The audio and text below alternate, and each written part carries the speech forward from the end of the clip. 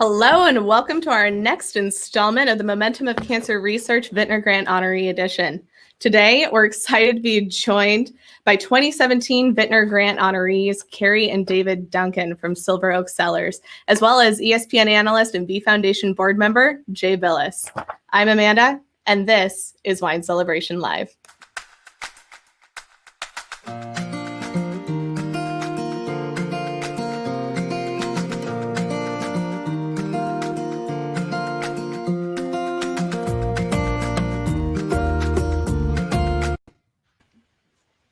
Welcome, everybody. Hi, Kary and David and Jay. How are you?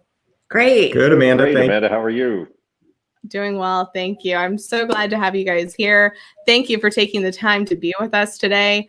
David and Kary, it looks like you're joining us right there in Napa. Is that right? We are. We're in our home, and we were going to sit outside, but it's a little bit warm, so we decided to camp it here. That's awesome. And Jay, where are you joining us from? I'm in Charlotte, North Carolina, where I live with my my wife Wendy, and I couldn't hear Dave and Kary just there. Is there something I need to do? Oh, I don't know. I can hear you, but just right then I couldn't hear Dave and Kary. Oh, interesting. I could hear them. Okay, Maybe there's... well, we could try again. Just that 1 second, but I'll keep an eye on it, make sure I'm doing this right. Test. David, do you want to go ahead and say so? We'll make sure Jay can hear you. Yeah, Jay, we could check it out and see if you can hear us. Nothing? You can hear me, right, Amanda? Yes, I can. Okay. All right. Well, this is what happens when we go live. So I will check that out for you, Jay. Make sure that you can hear. Okay, thank you. I'm sorry. Oh, no, that's okay. That's what happens when we do live stuff. It's awesome. Here, let's see. It's going to be the turn on and turn back off feature. How about now? It's like a reboot thing. Can you hear us now? Can you hear still us? Not Still hearing nothing, but I'm a good lip reader, so go ahead. No. Can you hear me, Jay?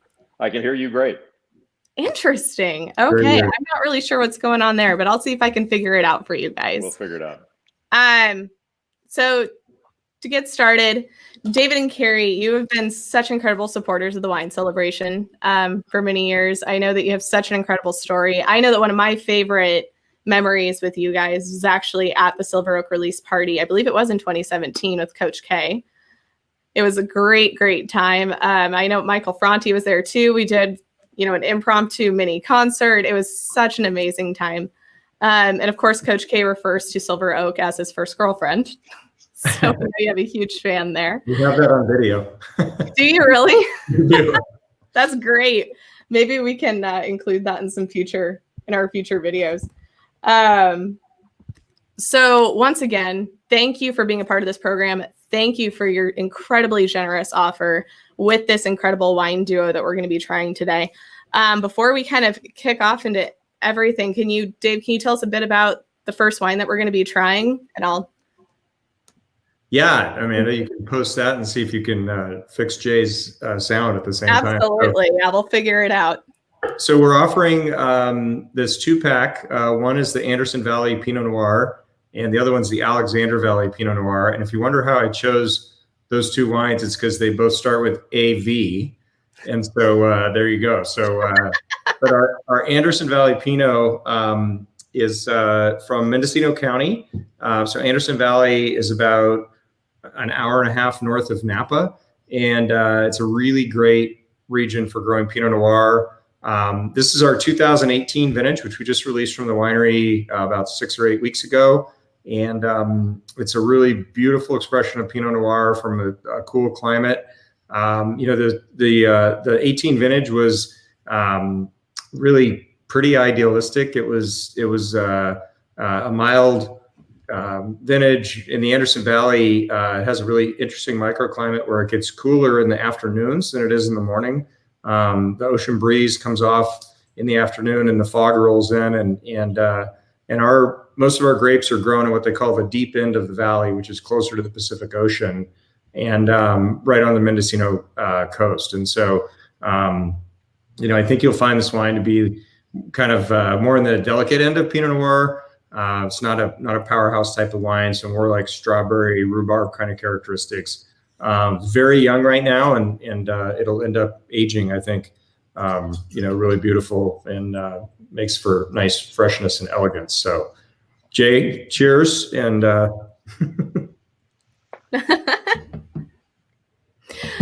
cheers to everybody. so that's the Anderson Valley. Oh, that was wonderful. Can you tell us a little bit more about release day, David? So release day is a wonderful tradition, and it has been going on for over 30 years. And it always is the first Saturday in August.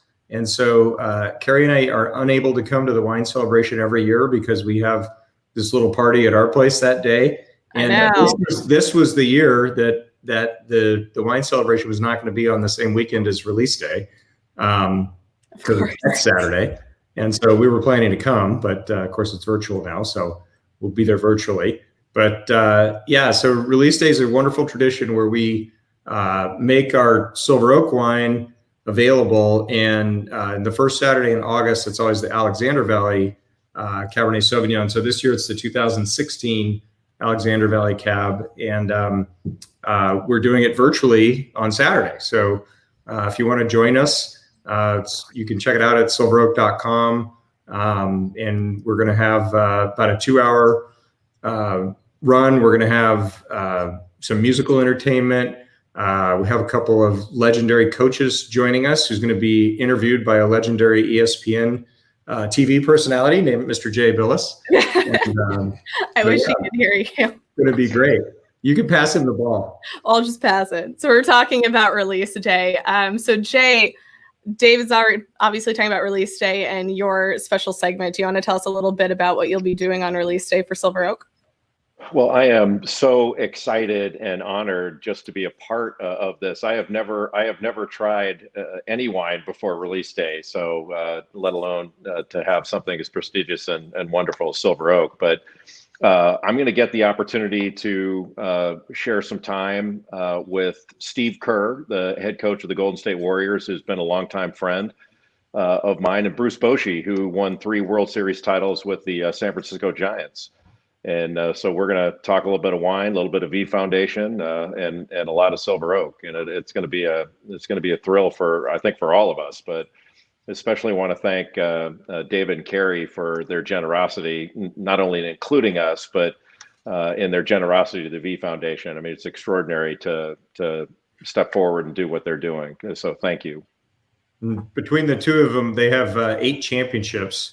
And it's fun to say that they're fans of Silver Oak, because there are so many people that are fans of theirs, including our entire team and me and Kary. So it's a lot of fun. It's true. It's true. Yeah. To 8 championships, that's a lot. So again, for those that are joining us now, make sure to drop your questions in the comments. Like I say, we are here today with Silver Oak's David and Kary Duncan, our 2017 Vintner Grant Honorees, and ESPN analyst and V Foundation board member Jay Bilas. Lisa is, of course, hopping in, Jay, and saying you will certainly be spoiled this Saturday. I'm looking forward to being spoiled. I've been spoiled already. So that Saturday is going to be a bucket list event for me. It is going to be great. So let's see. So Jay, obviously, this is your first year as a V Foundation board member. And, Jane and I have talked so much about how you are just really jumping in with both feet. And we couldn't be more grateful. You've quickly become one of our favorite board members, V Foundation board members, to work with. Not only are you jumping in on this tasting, you're jumping in on Silver Oak's release day. And then, of course, you're hosting our virtual event along with Sage Steele and Coach K next Saturday. So I haven't actually been able to hear your background and story, and I know that some of our supporters haven't either. So can you tell me a little bit about just your connection with cancer, why the V Foundation? Obviously, I know being with your connection with Coach K and Duke. Can you just tell us a little bit more about your background? Well, first of all, thank you for making it sound like participating in 3 Silver Oak events is like breaking rocks, and it's really a difficult thing that I should be congratulated on. It's like an unbelievable honor. I'd walk through fire to do this. So, but thank you. I grew up in Los Angeles, California, and like everyone, not only here but everywhere, cancer's touched my family. And when I wound up going to Duke, that was a life-changing event for me. I played for Coach K at Duke. I was on his staff for a period of years, and I think my commitment to helping as best I can really started at Duke, frankly. And so many great people. I know there are folks from the Duke Legacy Fund that are in this chat right now and joining us, Michael and Lynn Wolitzer and sort of all the Duke Legacy Fund folks. So I want to welcome them as well.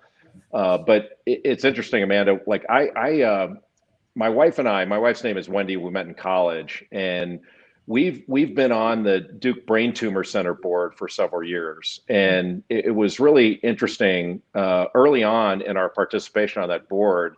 We would leave meetings and look at each other and say, we didn't have anyone in our family that had a brain tumor. We were one of the only board members. And oddly enough, a few years later, my younger sister had a brain tumor. And it was so sort of profoundly moving. And I was so inspired by my sister and by so many other people like Kary. And I had written a book, and one of the chapters of the book was about hope. And a doctor friend of mine, Henry Friedman, on the Duke Brain Tumor Center, had introduced me to a woman named Sabrina Lewandowski. And he told me the book was about toughness, and there was a section about how hope is a big portion of that. And he said, I promise you that you take every football player and basketball player that you've ever known that you thought were tough people, and you put them in a room with Sabrina, and Sabrina's going to come out. And she survived a glioblastoma. It was an 8% chance of surviving it. And her attitude and the way she went about her life was so inspiring to me that any opportunity to help. And then I knew Jim Valvano. I competed against his teams and got to know him very late in his life when he was in broadcasting. And so just that inspiration, I think, was what helped my commitment to try to do more. Wow. That is incredible. That's great, Jay. Yeah, that's amazing. Now, Jay, can you hear David and Kary yet? I can't. I may try to drop off and get back on and see if I can do something that way. Do you think that's a good idea? Yeah, let me try that. Go ahead. We'll see. We'll kick you out. See if you can get back. People will enjoy me being gone more than me. I promise you that. Don't go away, Jay. But I'm taking the wine with me, so if I don't get back in, I'm keeping this. All right. Just make sure to click on that same link. All right. So hopefully when he comes back in, that's such an odd, that's definitely a new, I feel, especially this year, I'm sure you guys are going through the same thing with release day. All of us are going through just navigating the virtual territories. And I feel like each week there's something new that just kind of comes up as far as tech stuff. So we actually have some love coming on here. So we have Sheila Oliva, who's coming in saying, loving the Pinot. Yum. Cheers. Thank you, Sheila. Oh, goodness. Yes, we have lots of comments coming in. So once again, here's Jay. So Jay, you're in now. Now I'm sideways. Oh, no. Can you hear us, Jay? You're sideways, but can you hear David and Kary? I can hear you now, but how do I go sideways? Great. If it's not one thing, it is another. You guys, I feel like this is the best tasting video we've had. We're going to make like Shaquille O'Neal's show. I'll be on Shaqtin' a Fool. Leave it to the Duncans to screw things up. That is no, it's me. You guys, this is funny. Jay, unfortunately, there isn't anything I can do on my end to switch that video. Are you on a computer or an iPad? I'm on an iPad. Turn it and see if it'll flip. I bet it'll flip. But everything else is straight. I don't know. You got to try it. All right. Do you guys know we're doing a blooper reel for our event next week? Oh my God, we're going to be all over it. Yeah, with the David and Kary and Jay show, a blooper reel. So there you go. There it goes. Good idea. All right, I just had to mess with a little bit. All right. Oh, I've Lisa's been the most coming in. disruptive guest in the history of this. So Jay, it was really great having you on Momentum 2.0 and for your last show. This was fantastic. This has been a career killer. Oh, that's a good one. Lisa says, isn't that the name of the Pinot Noir movie, Sideways? That is right. Pretty much. That's You exactly don't want right. to go there, Lisa. Oh my goodness. A message to all of you watching. You too can produce a virtual tasting. And Lisa's also saying, Jay, this is what happens when you sip too much. Exactly. Clearly, I was sipping before we came on the air. All right. Well, Jay, again, thank you for being here. Thank you for sharing your story. I know that it's only the beginning. We're so excited. And of course, we can't wait to actually have you out in person in Napa next year, because I'm sending all the positive vibes that we are going to be back to the wine celebration next year. Hopefully still on a different weekend than release day. And then and then Kary and David can come join us. David, as we move in, so I know that everyone's enjoying that Pinot, but do you want to go ahead and move into the next wine that we're going to be trying? Yes, I'd be happy to. So as I mentioned about release day, it's the 2016 Alexander Valley. If you're a fan of Napa or Sonoma Cabernets, you might be drinking 17s or 18s from most wineries, but we are releasing the 16 on Saturday. One of the hallmarks of Silver Oak is that we age our wine for 4.5 years before we release it for the Alexander Valley and almost 5 for the Napa. And so this is what we consider to be a young wine. This wine is predominantly Cabernet Sauvignon with just a little Scotia Merlot and a couple other varietals, which actually come from one of our Napa vineyards, even though this is the Alexander Valley Cab. And 16 was a pretty interesting year because it was the tail end of about a 5-year drought period. The winter of 16-17 is when we got all the rain, which then caused the wildfires that everybody was familiar with in 2017. But that was actually due to the winter rains of the 16-17 year. So this was, of course, harvested before that. So the wine was it was a really solid vintage, and I think one of the interesting things about this wine is that I think it's starting to reflect our new winemaker, Nate Weiss, who is only the 3rd winemaker in our Silver Oak history. And he was overlapping with Daniel. So I think some of that personality is starting to show up, which is a lot of fun, kind of from an insider standpoint for us. Our Alexander Valley Cabernet is really characterized by being what we like to call deliciously drinkable upon release.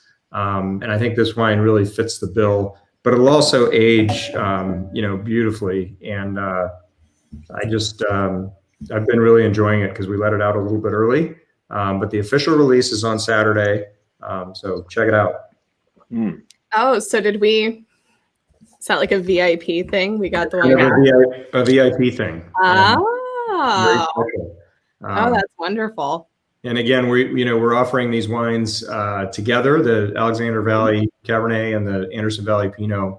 And we are going to make hopefully, the more we sell, the bigger the donation will be to the V. So we love it, and we really appreciate everybody's interest in the wines.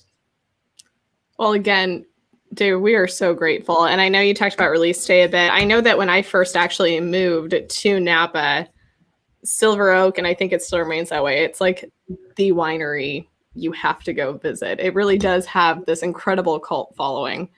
So it's just been really fun over the years, because I think that was when, goodness, I've been here about 14 years now. It's just been really, really interesting and neat to see just that story progress throughout the years and see, release day just get bigger and bigger. Well, that's really nice, Amanda. Thank you. And we're incredibly fortunate. We have an amazing team. We call everybody that works at Silver Oak collectively the whole bunch. Mm-hmm. And so they're a great team and just an unbelievable group. So thank you. It really is a testament to your leadership too. I know that when we were there, I wasn't planning on saying this, but I do think it needs to be said. When we were there in 2017, we were able, we went behind the scenes, obviously, and we were able to see the staff and just kind of see everything going on. And it really is as much of a party and a celebration for the staff as it is for the guests that are coming in. And so it's so clear how much your staff truly loves working for Silver Oak and loves working for you guys. It's you can see that family dynamic there, which is so special. Well, I have to share a little bit of inside info. So the Thursday before every release day, all of our sales team comes in from around the country and the whole staff gets together and we have an event we call Beer and Pizza. And so it's a long-standing event where we used to like bring all the volunteers in and tell them what was happening. So this is tonight is Beer and Pizza night. So we sent Kary and her brother works for us, and Kary and her brother are from Chicago. So we sent a Lou Malnati's frozen deep dish pizza, actually 2 of them, to every single employee. And as soon as we hang up with you, we're dialing into Beer and Pizza. Nice. And we're going to do Beer and Pizza virtually tonight. So we try and keep so it cool. Yeah. So, isn't there a saying out there, it takes really good beer to make really good wine? That's exactly it. That's it. It takes a lot of beer to make good wine. Yes. There you go. That's what it is. Yeah. So, but so we can turn the attention away from wine, I think, and talk about my beer. Yes. Yes.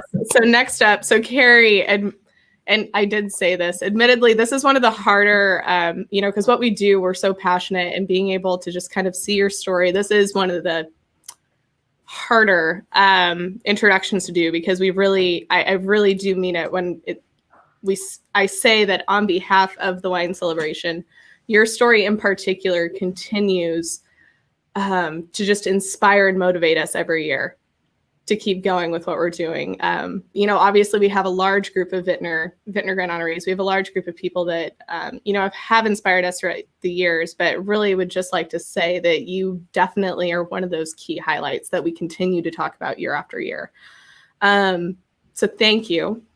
Thank you for even telling your story to us before. But as I was saying prior to us going live, you have such a very unique perspective with both going through cancer and then being a doctor. So I would just like to open the floor. If you could tell us a little bit about your story, your background, encouragement, we would just be honored to share that story with our supporters. Well, thank you, Amanda. Thank you, Jay. And I'm honored to be here. I'm also very grateful to be here. I'm very grateful to be alive. And, I think my story is joyful. So I'm happy to share it with you and everyone. And out of all my health struggles that I've had, my goal has always been to bring hope to others through that. So, I'm very grateful to be here. So thank you for having me. So I'll go ahead. I'll tell you my story. Interrupt me if I go on or you have any questions. In Jay's world, I would be called the color commentator because I will not be able to stop myself. Okay. David was there by my side the whole time, so he knows it intimately too. So my background is I'm a board-certified internist and a dermatologist, and I practice dermatology here in St. Helena. I consider myself very healthy, very fit. I exercise every day, do things in moderation, and in 2011, I was 45 years old, and it was recommended I get some routine blood work because I had been on iron because I had a little bit of iron deficiency. So go in, get the blood work. It comes back and my platelets were a little bit low, and another marker of how big your cells are, your MCV, was a little bit high. And I said, that's a bit strange. I've never had abnormal blood work before. And with my internal medicine background, I knew what to order to see what could be causing a low platelet and an elevated MCV. Everything came back normal. There were some jokes. I had some people look at my smear and they said, your platelets look a little big. You probably drink too much. You live in Napa Valley. Yeah, alcohol can cause low platelets and an elevated MCV. And I said, that's not me. That's, he maybe, but not me. Anyways, my 1 glass of wine, maybe a week or 2 a week, I stopped altogether, rechecked all those numbers, and they were still low. And I just had this feeling that something wasn't right. And I found Dr. Andy Levitt at UCSF.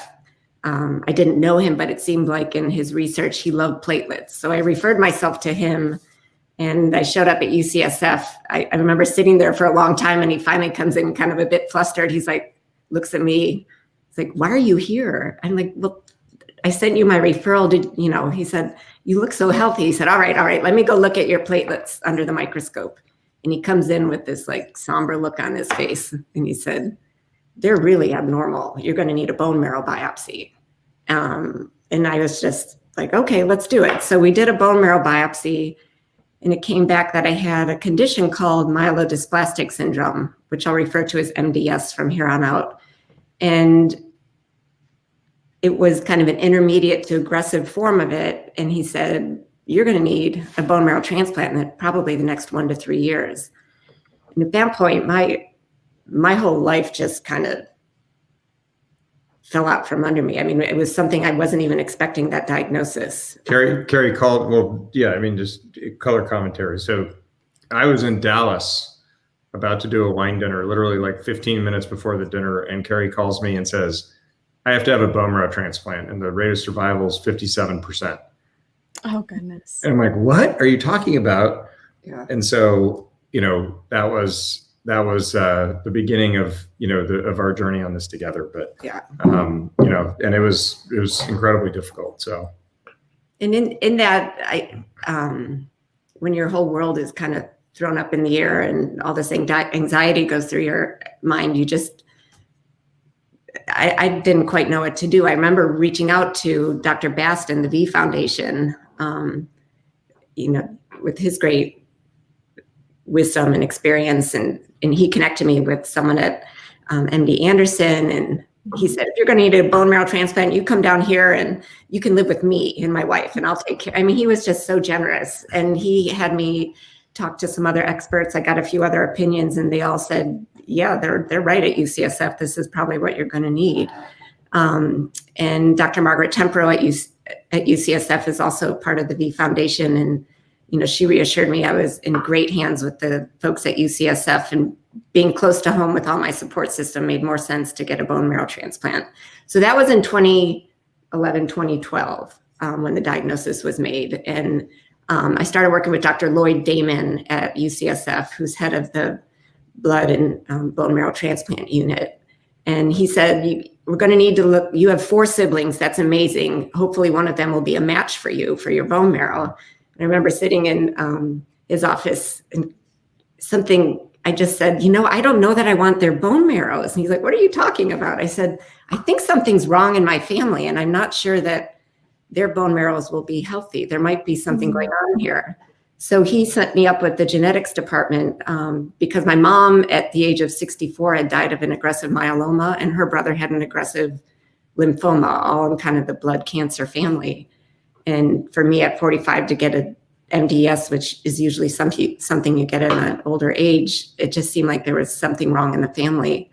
We couldn't find anything. The Department of Genetics at UCSF did some routine investigation. Not much was known about familial blood cancers at that point, but we couldn't find anything.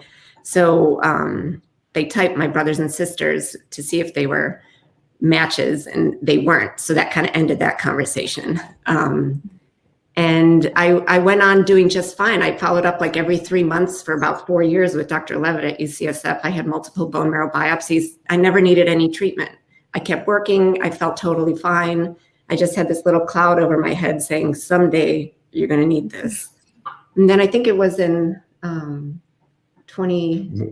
spring, early spring or winter. No, it was like February of, it was right at the end of the year of 2015. Of 2015, We did a routine bone marrow biopsy, and my percentage of blasts had gone to 5%. Yeah. And that was kind of the key trigger where they said, you need it now. Just before that, though, I just want to bring in the back of my mind, there was always something's wrong in my family with the blood cancers.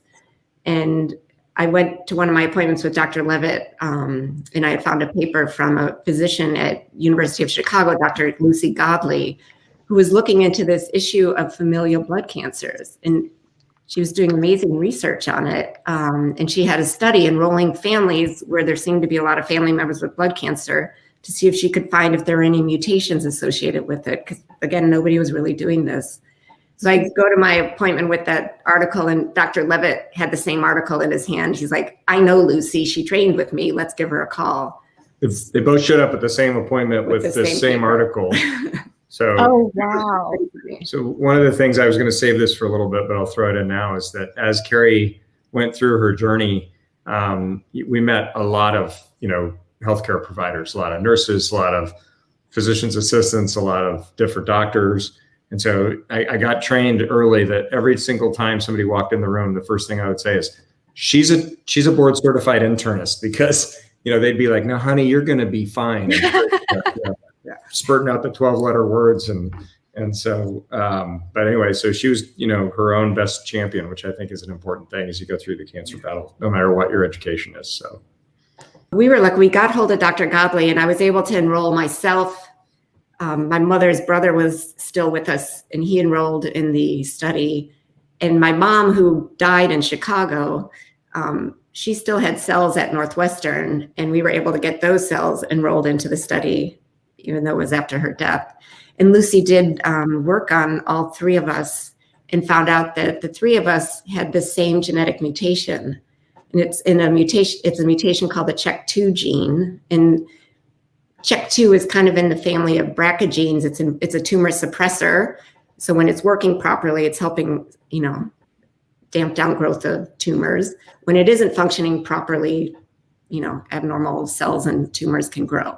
That's a very basic explanation of it. But she found that all three of us had this exact same mutation. And when she told me about it, she said, make sure you don't get the bone marrow from your brothers and sisters until they're tested, because if they have this and they give you their bone marrow, it's not going to work in your transplant. So we had a good laugh about that, because that was already put to rest. But she identified that, and it really hadn't been known at that point that CHEK2 was involved with blood cancers. And that was not really in the literature, but she had about, a dozen or more families. Now she has multiple dozens of families with the same mutation in blood cancers. So that was a big piece of my puzzle. And she was with me along my journey. So then in 2016, I was able, through Be the Match program, they found a 10 out of 10 perfect donor for me. Just some amazing human being who said, I want to help others, and put himself into the donor pool.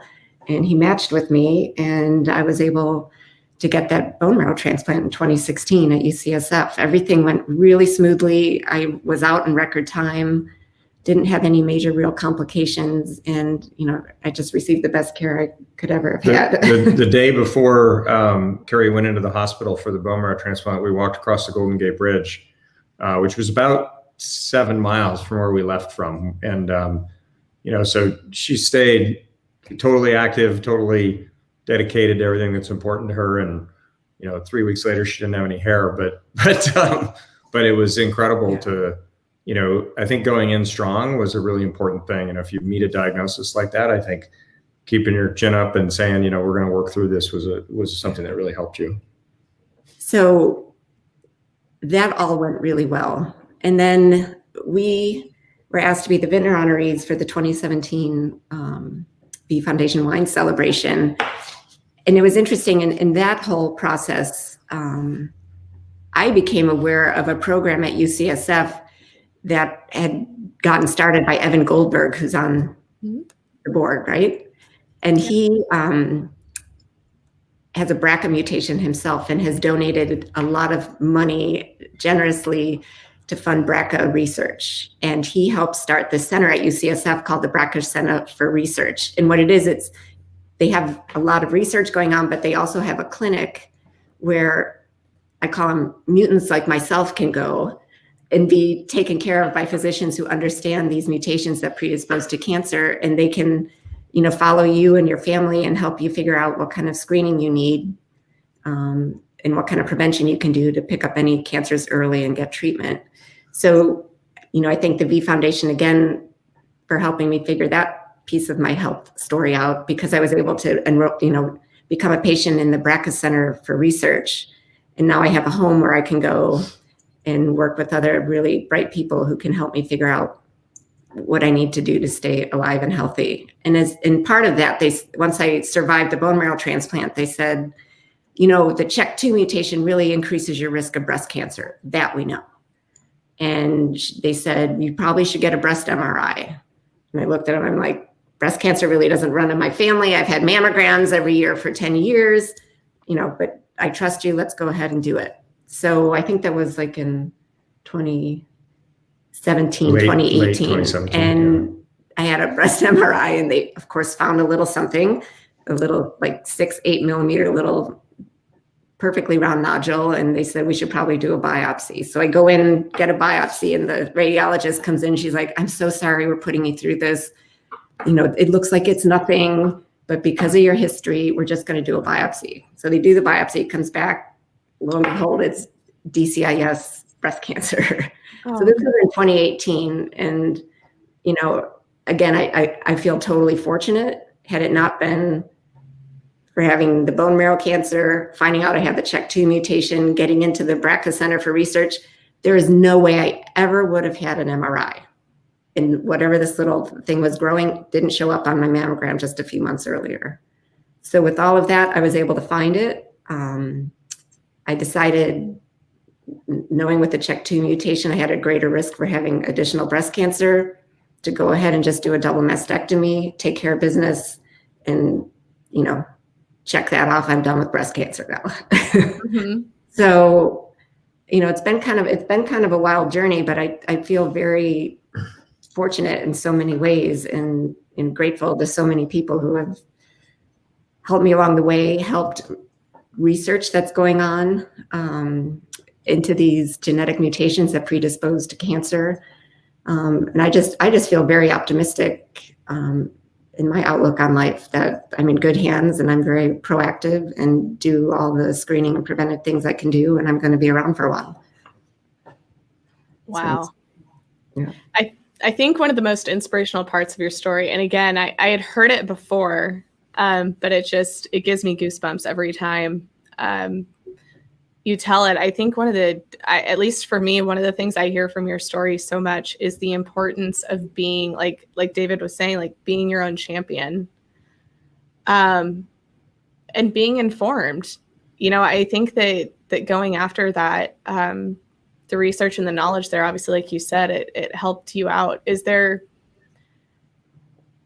going through that journey, are there any other messages or encouragement that perhaps you would give to supporters who might even be going through cancer right now?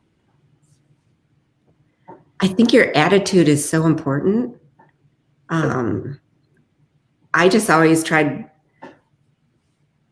I think I just had a huge amount of gratitude. In our dining room in San Francisco, I still have this huge bowl that's filled with cards of support and love from my family, our friends, my patients.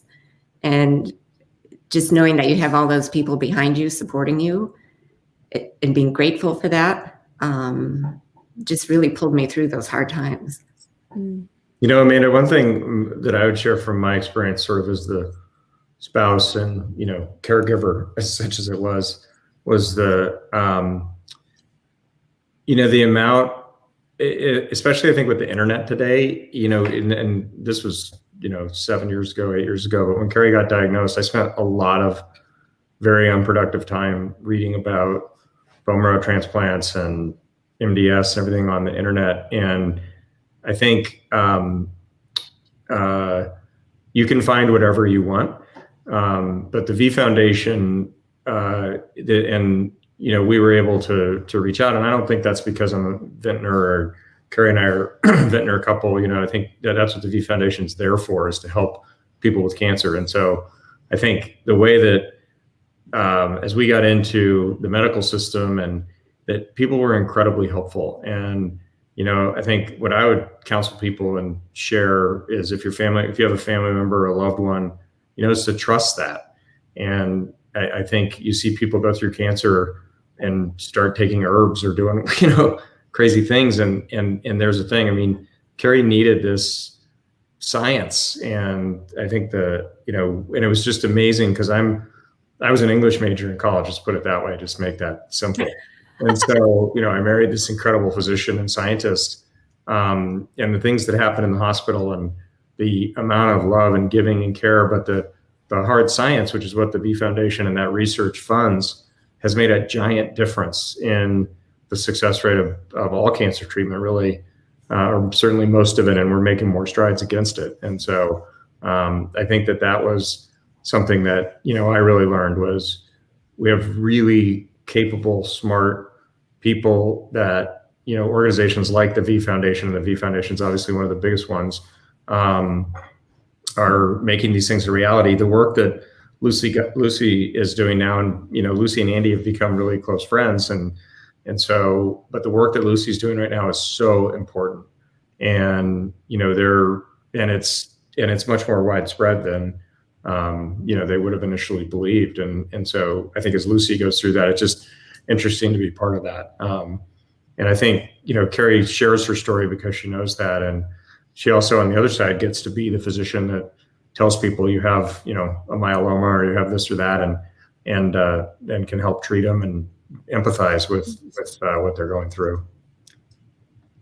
One thing we're doing in St. Helena and through the Adventist Health System, which is our local hospital, this all happened after my whole journey, and it's led by Dr. Candace Westgate. It's called the AHEAD program, the Adventist Health Early detection of cancer predisposition in your family. So people in our community are getting screened if they have like this kind of crazy cancer history and they meet certain criteria.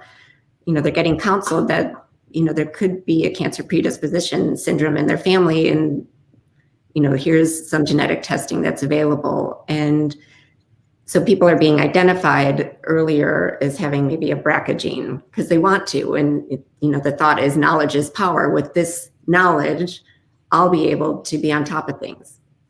I wouldn't be screening for breast cancer had I not known I had this gene. And so I'm the dermatology arm of that whole group here in our community. And when you have one of these cancer predisposition genes, yes, there's certain ones that are known to be associated with it, but there's other ones like skin cancer. Skin cancer is very prevalent in a lot of these cancer predisposition genes syndromes. So they come to me and I do their skin exams, and I'm able to share my story with them, and they come in very frightened, but they see someone who's also going through the similar things and they're alive and they've survived these many tragedies. It gives them hope. So to me, that's very fulfilling. You are just such, our lights are going up. You are just such an incredible, you're such an incredible person, Kary, especially being on both sides of this. We have a number of different comments coming in, so I would like to take a moment and share those with you. So Julie Maples, who again, the founder of the Wine Celebration, she's saying, and by not giving up, the learnings for so many others. Brave Kary, what a lady. Thanks for being here, Julie. Yeah. Love you. And of course, Sasha's tuning in saying, Kary, thank you so much for sharing your story. Same with Lisa. And then Kathleen McLeod is coming in saying, Kary, you're truly remarkable and inspiration to all of us. Love you both.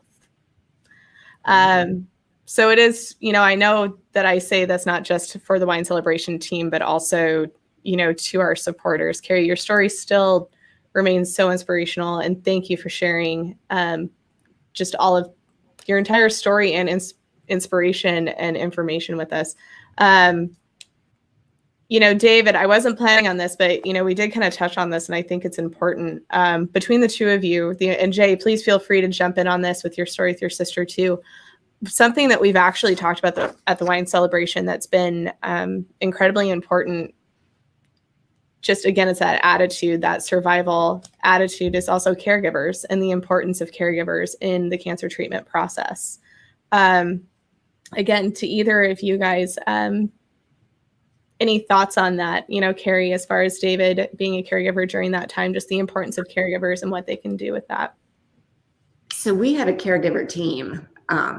David was always there right by my side. But when you have a bone marrow transplant, you have to sign a piece of paper saying that you're going to have somebody with you 24 hours a day for the 100 days that you're supposed to be within a half hour of the hospital.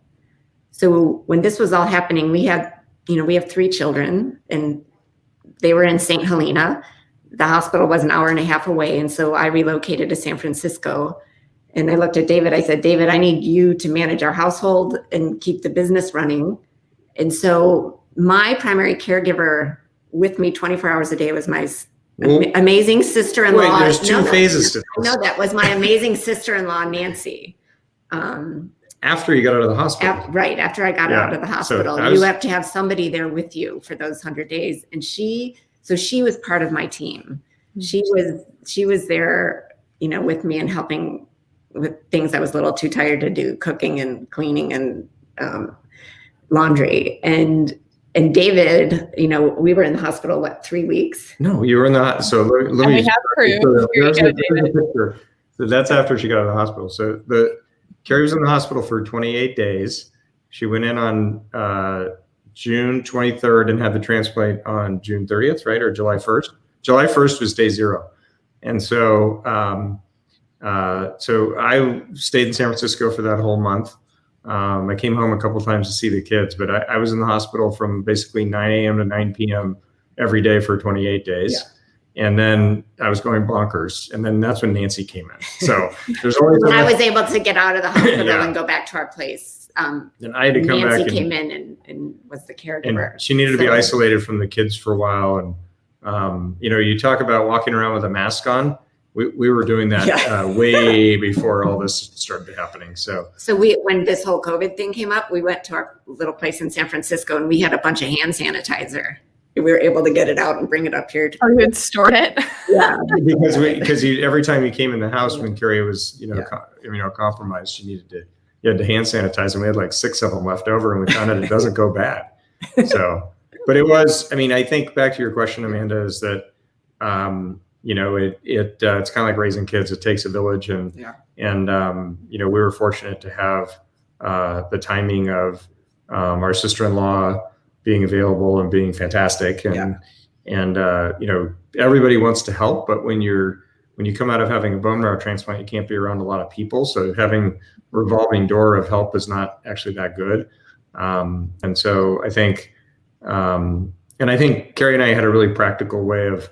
I didn't like the whole time she was in the hospital. I never spent one night in the hospital because she would say, go home. I got in the habit of walking to the hospital in the morning which is about 3 miles from our little place. And so, I get that sort of, and it was June in San Francisco. So it was about 58 degrees and raining. Nice foggy. Yeah. And so, but it became a thing, and we watched, stuff and, I look back on that time very fondly. I really do. We had a lot of fun in the hospital at night, having a little routine of watching Sherlock Holmes and The Night Manager. And then, the house in San Francisco became known as the napping house. My gosh, we all took so many naps. And even still, if we go there, it's like, oh, I need to go take a nap. We have really good memories from all of that. And it turned out well. Yeah. It was, and we have a lot of gratitude, and we really have become, friends and close confidants with Dr. Damon and Dr. Levitt and Dr. Godley, and so it's a story that we like to share, and the V Foundation had it had a profound impact on our journey and the story and what to do, and that diagnosis period is so difficult when you first find out, and you say, what does this mean? And you don't have a plan. And it's a very anxiety provoking, even for someone who's a physician. It just, Jay, your sister must have gone through that as well, right? That initial moment which lasts for weeks or months even. Yeah, I think Kary and my sister Cheryl share something in common. They're both incredibly tough and incredibly sweet souls. And I remember my sister saying one thing to me about her battle. She said, brain tumors are not for wimps. And you've been talking, I don't think I'll ever forget, David, you saying, be your best champion. I didn't mean to get emotional here, but it's an extraordinary thing to have that kind of attitude. And without it, I think you can probably imagine the outcome could be different. I was in awe of not only my sister, but her caregivers and their attitudes. That was inspiring.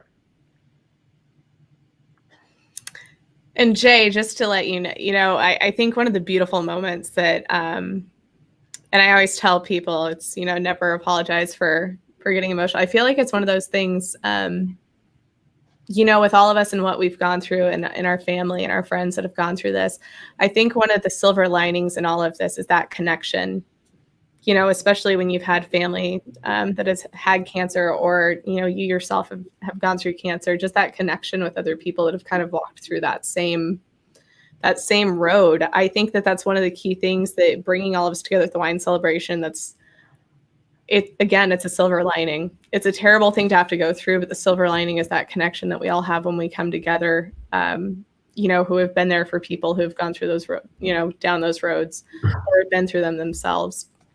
Yeah, and it does create a true connection, like a family dynamic that is beautiful, even like you guys said with the doctors too. I was out a few weeks ago, socially distanced fly fishing with a friend, and he was standing on the side of the river, and I was casting, and I cast up and I snagged on the bank, and he said, well, that was like watching a slow car wreck.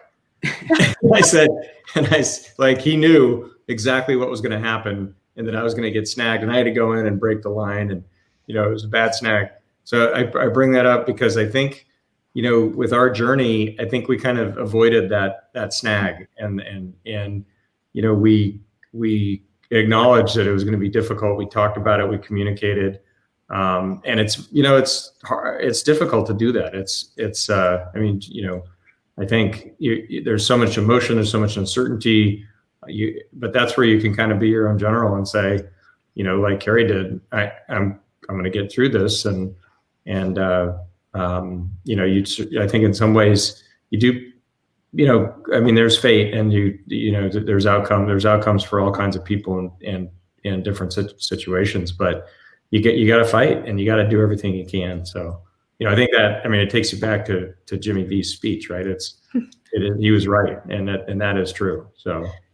It's funny. I'm not sure if you guys could see that, but we actually have our supporters hopping in here. Remember Coach Valvano's words to laugh, think, and cry. Yeah, that's why it's so inspirational, is it was spot on. And if you've been through or had a loved one go through, a cancer journey, that's what it takes, so never give up. Never give up. Now, Jay, I'm going to put you on the spot. I know I can. So I know that this was the first time that you had actually heard Kary's story. I would love to hear your thoughts as someone first hearing it as well. Motivation, any thoughts you may have on it? Just inspired by not only the fighting attitude, but that both David and Kary could talk about how grateful they are after having been through something so difficult. And just that attitude is what we all aspire to, let alone coming out of something so harrowing. I've been so moved by this, and I knew I would be, but it was beyond what I could have imagined. I'm so grateful to have met you through this, and to share the time with you, because it's made us all better. Thank you. Well, thank you, Jay. Well, thank you to all of you for sharing this time. Transitioning once again, everybody, we're going to be on for a few more minutes. So if you have any questions, comments, please feel free to drop those in the comments. We can see everything up here. Obviously, there's a lot of love coming in. Tina's coming in, expressing our emotions is so healthy. Thank you both for sharing your stories. Much love to you all. It takes a village. So just know that, there's a lot of motivation going out there. And this, I really, truly believe that this story is impacting lives as we speak. So one of the things, again, everyone, why we're here, one of the reasons why we're here, obviously sharing the story, and also because of David and Kary's incredible generosity with this V Foundation duo that we're trying tonight. Once again, I'm sure everybody is enjoying. I know we've been talking, but I'm sure everyone is enjoying this incredible Cabernet, which I feel very, very special that we get to be trying this before release day. This is something I'm going to be bragging about for quite some time. Yeah, hopefully it won't happen again. Well, hopefully, like I say, next year, I'm certainly hoping that release day and wine celebration are on separate weekends. So we have Michael Waltzer's actually coming in here, Jay, saying, thank you for your personal journeys. You're all very inspiring and your wine is fabulous. Thank you all. Oh, that's from Lynn. Hi, Lynn. So again, everybody, I have a picture of it here. It's the V Foundation Duo.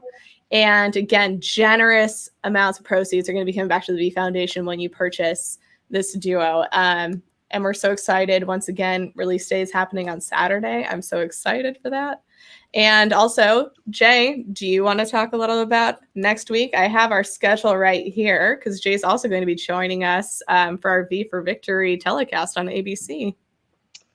Yeah, which I can't wait for with Sage Steele and Coach K, and not only Saturday to be with Steve Kerr and Bruce Bochy for the launch. I mean, it's just there's so many wonderful things that I'm just honored to be a part of, and I couldn't have been more honored to be with all of you tonight and inspired again. And as it's interesting as we're going through this COVID-19 thing, one of the things that has struck me is while so many researchers, scientists have moved from the cancer space to COVID because of the urgency of it, we don't want to forget how important our cancer research is. And one of the ways that we can make a big impact is through the V-Scholar grant, and making sure that so many of the young researchers, the scientists, they're not only through their research in their labs, but their professional development. It's a small investment that's got a huge payoff. And so so that they can sustain their work when they come back from finding a vaccine and therapeutics for COVID, they can jump right back in and do great work for cancer research. So want to make sure that we continue to put our energy into that as well. Absolutely. Couldn't have said it better myself, Jay. So for those that are going to be around, would like to help support the V-Scholar program, that is going to be what we are raising money for this year. Obviously, they are the ones that have been most impacted by the pandemic. There's still time. You can register for our virtual auction, again, with our hosts, Coach K, Sage Steele, and Jay Bilas, with special musical performances by Andy Grammer and Michael Franti. And that's going to be on Saturday, August 8th. And you can register at winecelebration.org/momentum2020. And also an easy way to both see the replay of this and also purchase these amazing wines. You can visit our virtual tasting room, which is at winecelebration.org, virtual tasting 2020. So in the replay, am I going to be sideways again? Oh no! There's nothing I'm going to be able to do. If you join late, you might the first minutes. It's all good. We're going to be big on the blooper reel. So we're actually doing a Vintner Grant Honoree highlight reel during our auction, and I guarantee you that's going to be for sure. All right. Well, guys, again, it has been, I figure let's raise a glass. It has been an honor to spend this time with you. Thank you for your courage and sharing your stories. Thank you for being a part of this. And with everyone, until next time, remember, don't give up. Don't ever give up. Cheers. Sure. Thanks, y'all. Thank you. Okay, we'll see you Saturday. Great to be with you. Looking forward to it. Okay. See you soon.